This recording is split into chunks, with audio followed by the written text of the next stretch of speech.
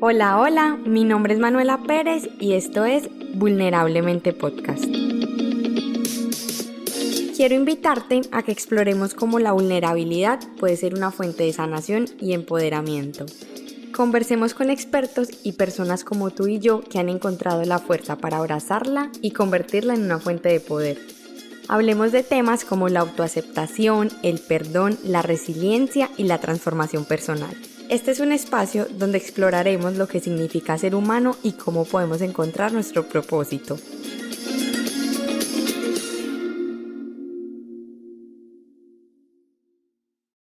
Hola, hola, estoy muy feliz. Bienvenido o bienvenida a Vulnerablemente Podcast. Este es mi primer capítulo. Por fin me siento muy afortunada de que me estés escuchando, de que me estés viendo. Principalmente bienvenido a la sala de mi casa. Aquí tengo mi tecito, prepara tú el tuyo, cafecito, vinito, lo que quieras. Este es un espacio para que nos conozcamos, para que hablemos de temas que no muchas personas hablan, para que crezcamos juntos, para que seamos vulnerables, que esa es mi filosofía de vida. Ser vulnerable a mí me ha cambiado la vida y estoy segura que a ti también te la va a cambiar. Por eso decidí crear este espacio y en este primer capítulo, qué mejor que yo ser vulnerable contigo y contarte mi historia y por las cosas que yo he pasado, que quizás tú también hayas podido pasar por cosas parecidas o si no, bueno, vamos a aprender el uno del otro y a conocernos. Te cuento, mi nombre es Manuela Pérez, desde muy chiquita he sido aficionada a escuchar a las personas, a ayudar a las personas y este ha sido el principal motivo por el cual creé este espacio. Yo nací en Medellín, tengo 24 años, nací en una familia conformada por mamá, papá y tengo 2 hermanos mayores, Sebastián y Mateo. Mi infancia fue una infancia súper única. Yo, la verdad, fui una niña feliz, con problemas como casi todos, pero una niña feliz. Tuve la bendición, digámoslo así, de nacer en una familia bien, de no tener necesidades cuando era chiquita, no pasé por ningún tipo de necesidades, pero mi vida cambia muy drásticamente, más o menos a mis 8 años de edad. Más o menos por esa edad, mi padre empieza a hablar con otra persona y ahí es que cambia toda mi dinámica familiar porque mi mamá obviamente se da cuenta, cuando se da cuenta ella decide perdonarlo la primera vez porque mi papá se alejó de la persona, pero ella ya estaba en embarazo. Yo tengo una hermana, en realidad tengo 2 hermanas más pequeñas que yo y un hermano mayor del primer matrimonio de mi papá, o sea, somos 6. Yo siempre he dicho que mi papá parece un conejo porque tiene muchos hijos. Somos 6, todos nos amamos, pero volviendo a la historia, yo soy súper dispersa, o sea, yo me disperso, pero yo les voy contando tranquilos. Sarita, que es mi hermana, pues como mi primera hermana de las menores, Sarita nace en un momento muy complicado de nuestra vida porque ya ahí estaba como cambiando la dinámica familiar. Obviamente cuando hay una infidelidad en la familia rompen muchos lazos y bueno, mi mamá se da cuenta que esa persona estaba en embarazo. Mi mamá decide perdonar a mi papá cuando Sarita nace por una u otras razones que no quiero como especificar acá porque no me corresponde. Sarita vive con nosotros 1 año y fue demasiado mágico tener a una niña chiquita en la casa porque pues yo era la única niña, entonces yo me sentía jugando a las muñecas. Sarita vive con nosotros 1 año. Obviamente llega el momento en el que ya tenía que crecer al lado de su madre. Cuando Sarita vuelve a donde su mamá, mi papá obviamente vuelve a tener una relación con ella y mi mamá toma la decisión de que ya, pues ella no va a aguantar eso y deciden separarse. Fue un proceso súper duro porque mi papá no quería ni soltarnos a nosotros, pero tampoco soltarlas a ellas. Y pues también es como injusto que pues una niña también bebé, pero otros hijos acá, era una situación bien complicada. Resulta que mi papá intenta como, ¿cómo le podemos decir a eso? Obligar a mi mamá a que esté con él, aceptándole la otra persona. Mi mamá es chiquita pero brava. Mi mamá dice, no, yo eso no lo acepto. Y mi papá, como intentando manipular la situación, nos quita prácticamente todo, prácticamente porque nos dejó la casa donde vivíamos, pero nos quita todo, carros, fincas, nos quita todo, todo, todo. Entonces nosotros pasamos de tenerlo todo y tener muchas comodidades a no tener nada, pero nada es al nivel de que no teníamos para mercar. O sea, nosotros más o menos de 9 a 12 meses comimos arroz con huevo y arepa. Y mi mamá compraba, yo me acuerdo, ella compraba los bloques de jamón y queso. En ese momento los vendían en Colombia, eran unos bloques gigantes que uno cortaba en la casa. Esa fue nuestra comida, más o menos por 1 año. Ese fue como el primer momento que me marcó a mí y que me hizo empezar a ver la vida de otra forma. Por más joven que estuviera, ese tipo de cosas a uno lo marcan. Sebastián, mi hermano mayor, es una persona que le cuesta demasiado expresar sus sentimientos y él se empezó a guardar un montón de dolor y un montón de cosas y se refugia en el licor. Ese es el segundo acontecimiento en mi vida bien fuerte, creo que ha sido uno de los más fuertes de mi vida, el que más me ha marcado, pero el que más me ha ayudado a crecer. Sebas se vuelve alcohólico durante mucho tiempo de su vida y ya mi papá no estaba con nosotros. Mi papá se separa de mi madre y yo digo que también se separa de sus hijos por un tiempo. Sebas se vuelve alcohólico y Sebas se desaparecía, Sebas se perdía en la rumba de jueves a domingo o cuando se desaparecía el viernes, volvía a aparecer el lunes y cada que aparecía Sebas estaba completamente fuera de sí. Él se convertía en otra persona, él llegaba a la casa y veía a mi mamá, él nunca le hizo daño a mi mamá físicamente, pero Sebas veía a mi mamá y yo siempre he dicho que es como si a él se le metiera un demonio por dentro. Él se transformaba completamente. Mi casa tenía demasiadas ventanas, demasiadas ventanas y Sebas quebraba una por una las ventanas de mi casa con las manos. Mi hermano Mateo muchas veces le tocó agarrarse con él a puños hasta cansarlo para acostarlo a dormir. Sebas entre esa locura, la única persona que lo calmaba era yo. Yo me acuerdo que yo le cogía la carita y se la sobaba y le decía, Sebas, aquí estoy, reconóceme, soy tu hermana, te amo. Y no lloro de tristeza. Yo creo que ese tipo de cosas crean un vínculo muy fuerte, un lazo muy fuerte en las familias, por más oscuridad y dolor que haya en el momento.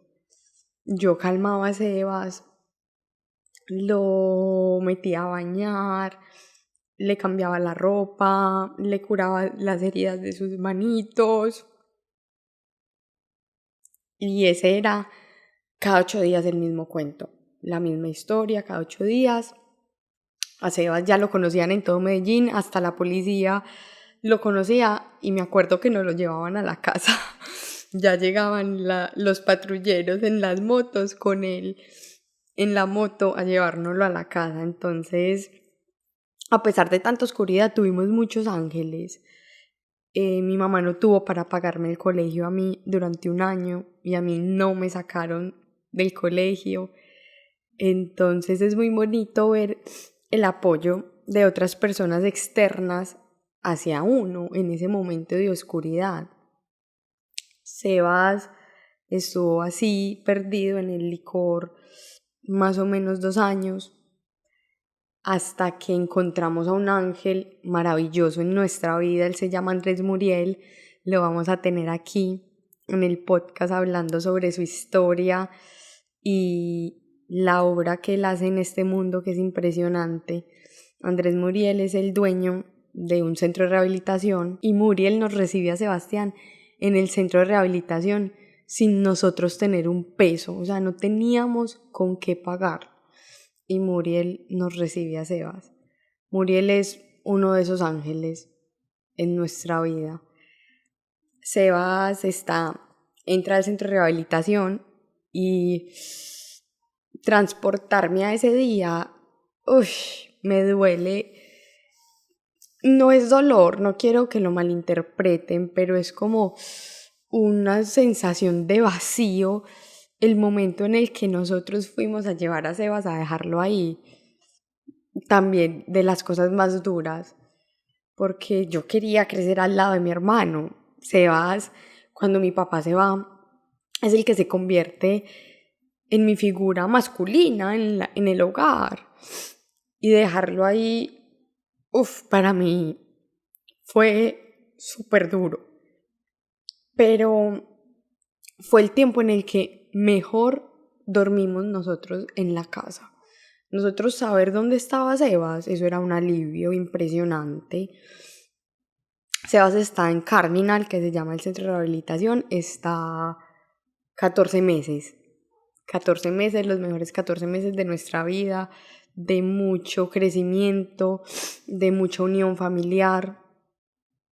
Y en ese momento, Mateo, mi hermano de la mitad, consiguió una pareja que es una persona clave en mi vida. Ella se llama Daniela Córdoba. Dani para mí es mi hermana. Lo que yo amo a ese ser humano es increíble. O sea, el amor que siento por Daniela es fuera de este mundo. Dani queda en embarazo súper joven y tiene a un niño que se llama Emanuel, mi primer sobrino, mi primer amor. En medio de esa oscuridad, Emanuel llegó a nosotros a llenarnos de luz y de vida, de amor, de risas. No teníamos un peso, pero el amor y la familia lo pueden todo. Mi mamá es una berraca, como les dije ahorita, mi mamá es una berraca. Ella nos sacó adelante a todos. Ella vendió esa casa en la que vivíamos y nos sacó adelante a todos otra vez. Manuel nace, la alegría, Sebas mucho mejor, ya fuera del centro de rehabilitación. Mi mamá y yo tomamos la decisión de irnos de Colombia cuando Emanuel tenía más o menos 2 años. Bueno, tomemos tecito. Cuando Emanuel tenía más o menos 2 años, mi mamá y yo nos vamos de Colombia. Y esa despedida, ay no, ustedes no se imaginan lo que es dejar, o bueno, muchas personas creo que lo han vivido, pero lo que es dejar uno, la familia, es dejar medio corazón. Yo me acuerdo que ese día en el aeropuerto yo no podía llorar porque migración, o sea, iba a ser muy raro yo salir llorando si iba a viajar, iba de paseo.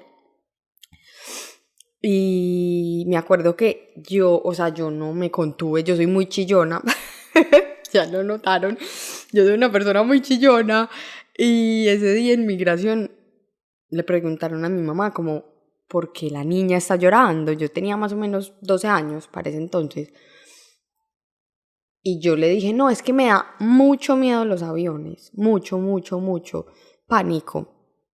Pero obviamente no, yo estaba destruida porque estaba dejando mi familia, mi vida. Pero ese tiempo en Puerto Rico fue increíble.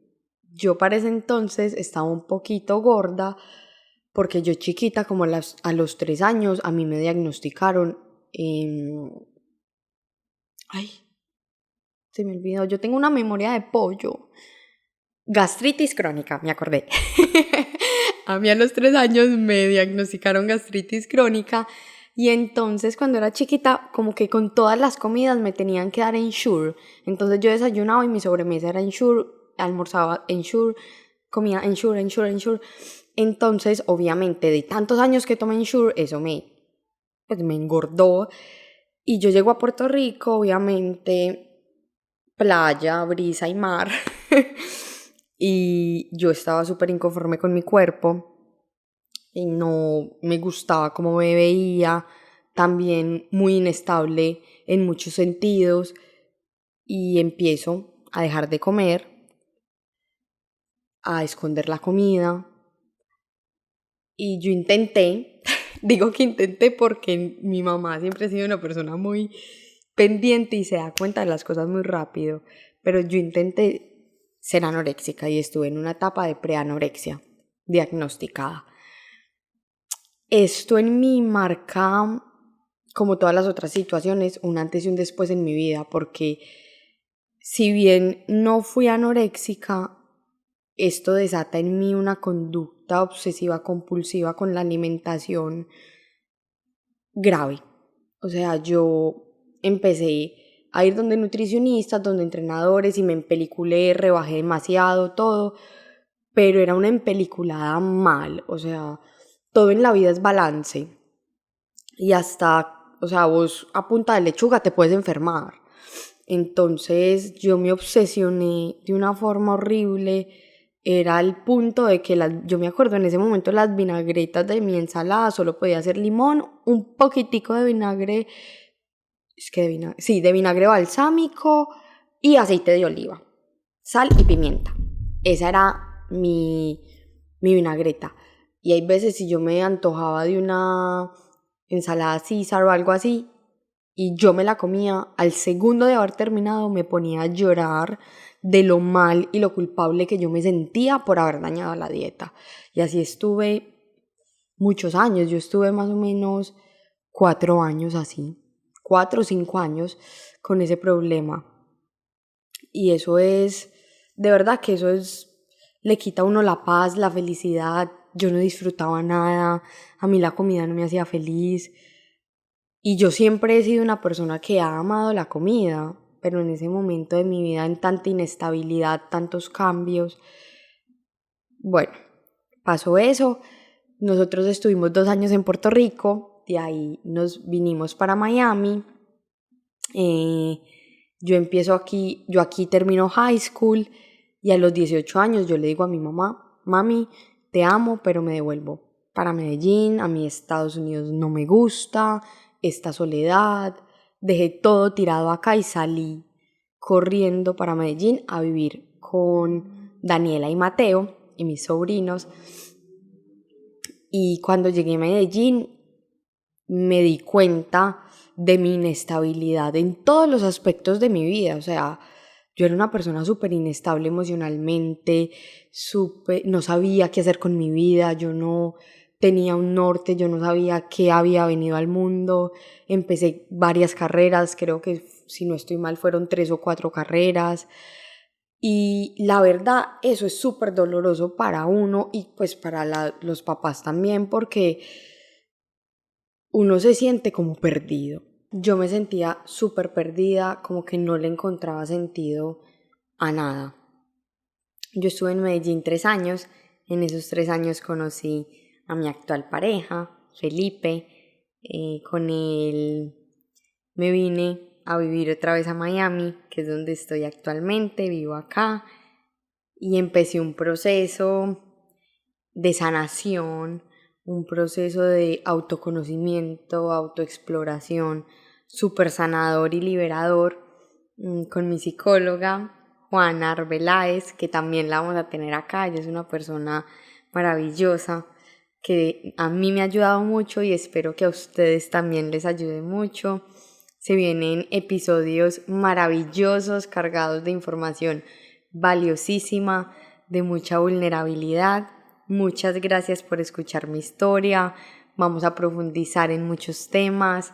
Gracias por verme nuevamente, por escucharme, por estar aquí en la sala de mi casa conmigo.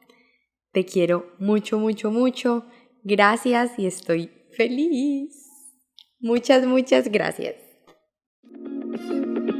Mil gracias por llegar al final de este capítulo. Recuerda seguirme en mi Instagram y TikTok como @vulnerablementepodcast. Bye.